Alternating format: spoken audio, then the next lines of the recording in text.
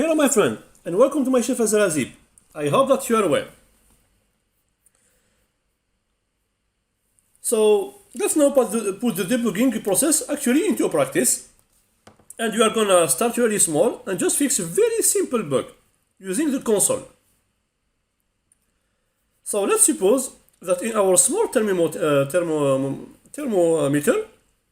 that we were working on before, we need to do some measurement in a unit called Kelvin, which is the absolute temperature. And a conversion to Kelvin is pretty easy. So all you have to do is to add 2073 to the temperature in degrees Celsius. So let's quickly create a function which will perform this measurement. Okay, so I will do it here. Const measure Kelvin. Okay, function. Okay. Sorry, I made a mistake here. Okay. And this, of course, are completely fictional, and this function will actually take no argument at all, because we will get the measurement from a command prompt. So we will basically pretend that the command prompt is like the thermometer sensor. And now let's actually create an object here. So an object for measurement, const measurement. Okay. So we haven't used object in some time, and so let's remember that. And let's just add some arbitrary properties here. So the type of measurement. Okay, which is gonna be temperature, temp, and the unit property will be Celsius. Okay, so basically we will measure temperature in Celsius, and then we return a converted version. And in there somewhere will be a bug. And now finally the value of the measurement will come, in this case, as I just mentioned before, we get it from the prompt function. Okay, so let's just say here in degree Celsius. Okay, and to that we then trigger a prompt, and then let's convert that to Kelvin. So I will add a constant here, const Kelvin equal. So as I said, all we need to do is to take the measurement in degrees Celsius and add 2073. So that means measurement dot value. Okay, so this property here, where the value in degrees Celsius will be stored, plus 2073. And now we can return this converted value, so return Kelvin.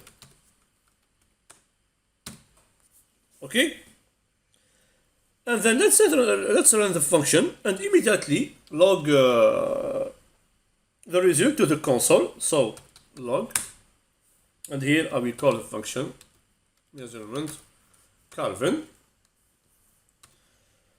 And now I will make save. Oops, save. And it will then ask me for the temperature. So let's say 10. Okay, in degrees Celsius. And so now when I click OK or enter, the result in Kelvin, and we get this number, as you can see. And that is not what we expected. So we want 2083, not this number. So there is got to be a bug somewhere. So let's try to find it. And by the way, the first stage of the process was already this one. Okay, so the first step, let's write it here. A, identify the bug is the first step. Remember, and now we are going to stage B or stage 2 or step 2, which is to find the bug. And so, since the bug appears in the converted value, which is this one, so and this one is derived from this measurement value. So let's start by inspecting that measurement value in the console to see if something is wrong there. So let's write it here before console here measurement dot value, and now I will put again 10. Okay, so it is 10, right? So exactly what we have right in the input on the prompt. So it looks kind of normal. I just want to show something here now to you, which is that we actually do have things beside console.log. We have also console, I will repeat it from the beginning, console.warn. It's another function, you will see. Okay, and here I will put the same value, measurement.value.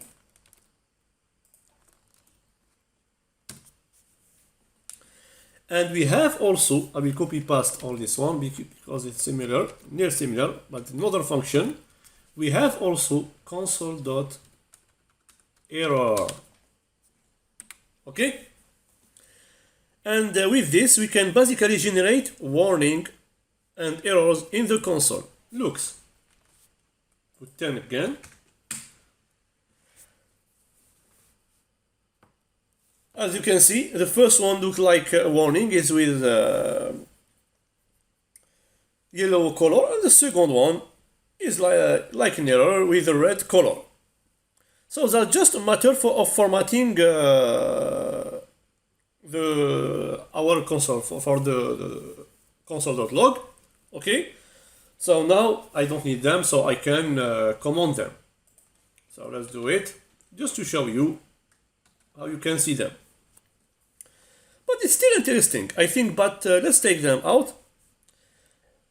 So right now it looks like everything is correct. So let's dig a little bit deeper and take a look at the entire object now. And actually, if it was myself, I would have done that immediately. But I want to show you the complete truth process here. So anyway, let's say here, measurement. So console.log, we see the entire object measurement. Okay? So that's the entire object and not just the value. And I will comment this one because it is correct. And now I will save and I will write again 10. Okay? And now let's open the detail of the object here. And now we can actually see the problem. You see, the value is string, and that's because, as I told you in the last video, the prompt function here always returns a string. No matter we input into that prompt window, it will always just be a string. And so that's why we get this end result here, because as you remember, the plus operator, when it sees a string, it will convert both operand to a string and then concatenate the string. Just as another curiosity here, there is also another way of showing object in the console, which is really handy sometimes. It is by using, so I will write it again, by using the table method.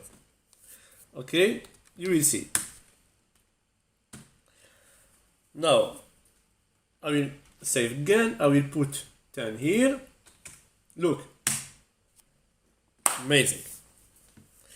So console.table gives us this nicely formatted table, and especially for bigger objects that can be quite helpful. And let's actually leave that here. I will comment this one because I think the second is more useful.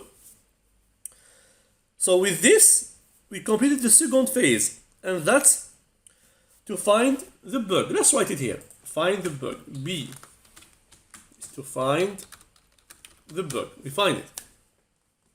And now all we need to do is to fix the bug. So we need to do that right here. Okay? So where it actually occurs. So let's write a command here. C fix the bug. And so the solution to this is to convert this string that is returned to a number. So let's just use the number function. Okay? So here, sorry, I have written the command not in the good section. So I will write it here. The bug is here, of course. The prompt here. Fix the bug here. Sorry. So now let's just use the number function, okay, to convert our string to a number. So number like this and like this. Okay. So we already learned about this one and the last section. And so now we actually expect this to work. So let's see, I will go save, and now I put 10. Indeed, we get 2083, which is exactly what we were looking for. Great. So this was a very simple example of just using the console in order to hunt down a bug and then fix it. But now, let's take it to the next level and learn how to use Debugger in Google Chrome. And let me quickly show that to you with this current function. And for that, we actually need to make it just a little bit bigger. Okay, so I will increase the size of this maybe to see it very well. Now we go here in the source tab. So for that, for the first time, we are using the source tab, and then click here on script.js, okay, which is our current script. Okay, then now you can see our code, or you can scroll up or scroll down to see the previous code. And now let's put a breakpoint. Okay, so here we have what is breakpoint. Here we have this panel. You see this side where my mouse moves here. Okay, in this panel we can set something called a breakpoint. So let's put breakpoint here just by clicking in this panel, not here, here in this line, like this, just by clicking in this left bar. And so this will set this blue point, which means that there is a breakpoint. And now when we load the page, then the execution will stop exactly at this point. So basically execution will freeze here, will freeze in time and show us exactly what the execution look like at that moment in time. And that includes all the values of all the defined variables. So let's do that. So let's reload the page. I hope that works, because sometimes Chrome doesn't work with this. Maybe I add another breakpoint. As you can see, for me it doesn't work. So I add another breakpoint here.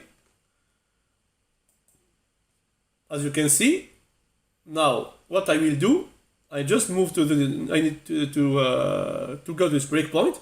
So I will click here pause in debugger, you click in this blue resume script execution. Okay, now it told me to put the value, and now as you can see, this one here is marked as in light blue now. Okay, I have to do it here because sometimes it doesn't work. No, I Chrome, maybe the version of Chrome for me, so we don't need this one. So, and again, at this point, we can then see all the variables here in this right side. So I can move this bar here, this side, like this. We can see all of them. So as you can see, Calvin is undefined because the computation has not yet been done. But we can take a look at the measurement here. So the value is 10, as we just input it. And yeah, this can be very helpful in case if you don't want to mess around with a lot of console.logs or other stuff like that. You can also, over this here, put your mouse over this variable. Okay? And you can see the whole object. And also you can put it in the property, and you can see the value of this property. Okay? And now we can execute the rest of the function simply by hitting this button here. Step, this one. Okay? I will click one time. Okay? So basically this will then go to the next line of code. So now what we have Calvin 2083. Good. So with this one here, we can execute one line at time. And for now, just in your this 3 button here, you can explore them a little bit later. Okay. So we are almost done. Let's just click one more time. Good. I will do it step by step, not go very quick. And so we are out of the function now, and now processing this next line of code. Let's just continue by clicking here on resume here, skip execution, or here as you want. You have a choice. So I do it from here. I click here. Good. And now we are done. So it is not all super intuitive, I will say. So just experiment around a little bit with these different buttons. Okay? Now we just need to get rid of this breakpoint here by clicking. And I remove the breakpoint. Otherwise, the execution will always stop here in the future. So just click, as I have do, in this blue button. And that's how we launch and use Debugger in Google Chrome. Now let's quickly introduce a bigger bug here in our code and then fix it using the debugger. And for that, I am simply going back to the previous function that we created before. So this one here, and I will change, I will do it before, sorry, it's new. Okay, it is new. I've changed it before. It is like that. Before I start the course. So I will change it to the bug. I will call it a bug. Okay? Because when I prepare the course, I will always try before to prepare the course. So change it to the bug. And actually, let's come here and comment this prompt function to not use it. Instead, we got the pop-up a lot of times, so I will just write here, for example, 10. Okay? So this way we preserve the code that we have and also keep it running, or actually keep it working. So here, let's just say, using a debugger, I have written it before. Okay? Then down here, we are calling this function. Okay? And now let's just change something here. For example, this value to 6. Okay? And now let's just run our code. Oops, not from here, save. And I will come back to the console, of course, to see if all works. So I will do it again, save. And as you can see, the output at this point is still correct because we didn't introduce any bug yet. So the max is always 9, the min is 1, and therefore the amplitude is 8. Okay, nothing, all is good for this moment. But now let's say that we did a mistake. And we might have thought intuitively that the max and the min value will be good to have starting point of 0. Okay, so we'll change the starting point from here, not to temp 0, the first value of the element of the array. I will just start from the 0 directly. I think you can maybe see why that will make sense. So for example, we started the sum at 0 before, so why not start the max and the minimum value at the 0, right? It would have been quite reasonable to think that. And so let's pretend that we did think that, but this will actually introduce a bug because with this will not work. Okay, so let's try it.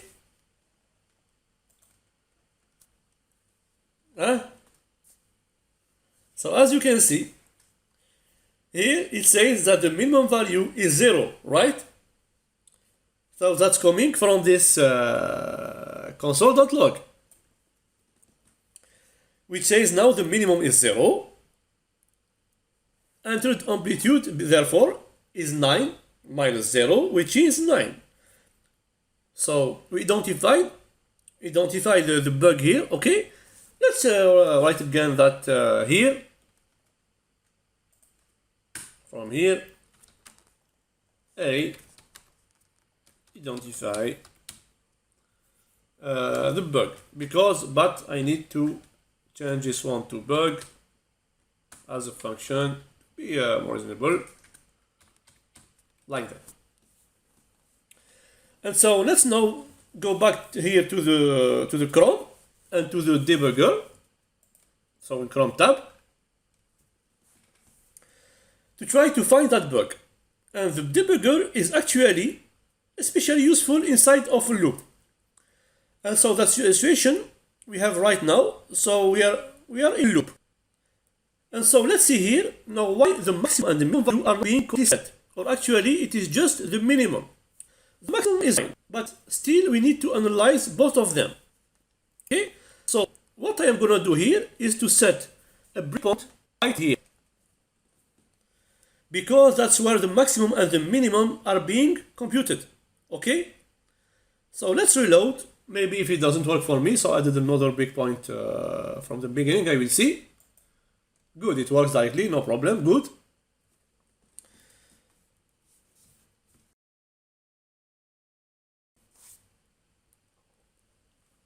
And right away, we got this in this point of execution. So at this point, as you can see, the temp variable has already been computed. So it's already this complete array. Okay? Max and min are at 0. And so now we are doing this. So we see that the current temperature is 3, that the maximum is 0.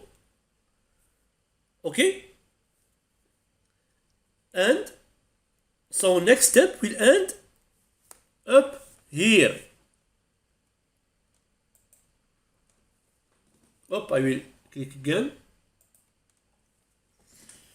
Okay, so here we see the maximum value is 3. And that makes sense, right? According to the rules that we described earlier. Okay? Moving on here. We already moved on the right to the next loop iteration. And that's because we don't have a breakpoint here. Okay? So if I click again, here I will go to the next iteration. No problem. And so now we are in the second iteration. And now E is 1, as you can see here. Okay, so the current temperature. What is the current temperature? So I will click again. Where is it? Oops, again. Yeah. I will continue to get the new value. It is 5. Okay. Max is 3. And so now the new max should become 5. And again, we jump over this one. So I click, as you can see, step by step. It's very long, I know. So I click again. I click again because it computes all the value. And now, as you can see, the maximum is 5. All right. So now the current temperature is 5 always. So let's go back. Continue. What is the current temperature? Not yet. Now it is 1. Good. Which is less than 0. And so nothing is going to happen. Right? So let's see. The max is 5. And the mean is 0. Nothing to happen. So here we actually have the bug itself. So we know intuitively that 1 here is supposed to be our lowest number. But the problem is that 0 is even lower. And so it is impossible for any of these numbers here to be set as the minimum. Right? Again, because the initial value that we set is already lower than any of the values that we have in the array. And so now by analyzing this one by one in the debugger, we can really understand that is what happens. So again, in this situation is where we would like for this one to be set as minimum, but it is not gonna happen because 1 is not less than 0 here. Okay, so I will continue to finish the iteration. Tack. I will continue until the last one. Here's this one. Okay, and so now there is not even a point to keep going. Well, we can still do that. So now the current temperature is 6. Okay, which is this one. And just one more. So E is 5. Okay, so we are in the last iteration and we see that the maximum is already correct.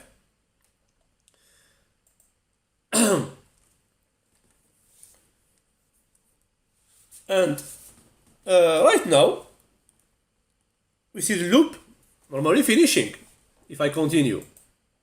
Okay, now it's finishing because we see that temperature.length is 6. Okay, so 6 is not less than 6, of course, and so the loop will now finish.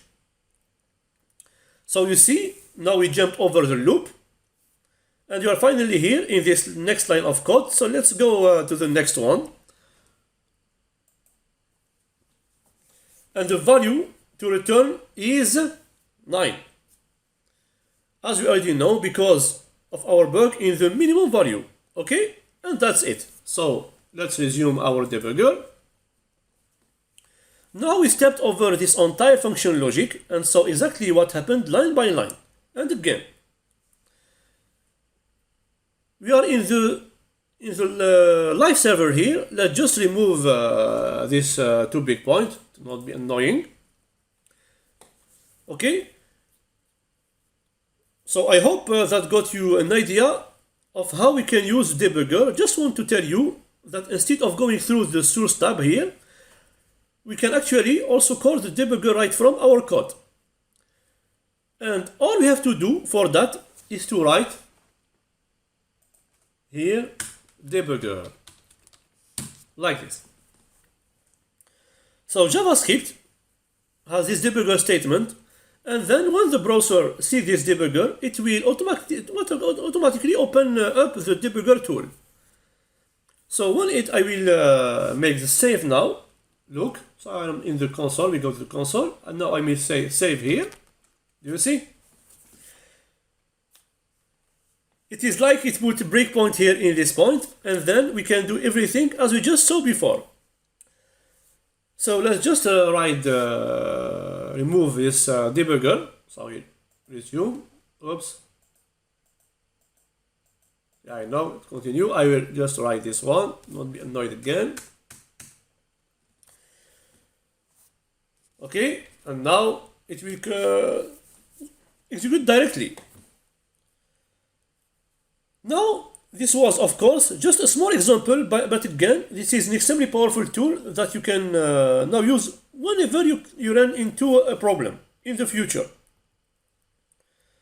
So, take a moment now to go through the step again, maybe, by yourself, and that will then help you, make you a better developer, because debugging really is an intrinsic part of the development process. Okay? So I have finished this chapter. I will start a new chapter completely in next video, inshallah. I have prepared for HTML and CSS, but I think it is I will skip it. Maybe I will add it in final chapter. Welcome to that in JavaScript. I know it's very important to know HTML and CSS. Okay, it's very important. If you don't know how to use HTML and CSS, just look any course to understand what is HTML, the head and the body, and how to use CSS with ID and class, etc., etc. Selector, it's very important. Just basic concept. We need them after. So maybe I will add this chapter in the last section of the course. So I will skip it. I will jump directly in new chapter related to JavaScript. Okay? So I hope that you continue to follow this course until the end. See you in the next video, inshallah. Take care of us. Don't forget to subscribe to my channel, please. Faisal Azib. And follow me on Instagram. Also Faisal Cheko. And Telegram. We practice and share. I tell you goodbye. Assalamu alaikum wa barakatuh.